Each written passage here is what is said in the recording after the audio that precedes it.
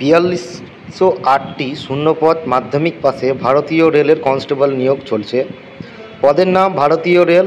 4208টি শূন্যপদ মাধ্যমিক পাশে কনস্টেবল কর্মী নিয়োগ। যে কোনো জায়গা থেকে আপনারা আবেদন করতে পারবেন। কর্মস্থল ভারতের যে কোনো জায়গায়।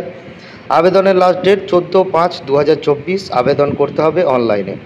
শিক্ষাগত যোগ্যতা ও শূন্যপদ এখানে দেখতে পাচ্ছেন। সাব ইন্সপেক্টর মেল যাদের আছে তাদেরকে 1600 মিটার রান 5 মিনিট 45 সেকেন্ডে করতে হবে, এবং লং জাম্প যেটা আছে সেটা আপনার 14 ফিট এবং হাই জাম্প 4 ফিট। আর সাব ইন্সপেক্টর ফিমেল যারা আছেন তাদেরকে 800 মিটার রান 3 মিনিট 40 সেকেন্ডে করতে হবে, লং জাম্প 9 ফিট ও হাই জাম্প 4 ফিট। এখানে পোস্ট দেখতে পাচ্ছেন।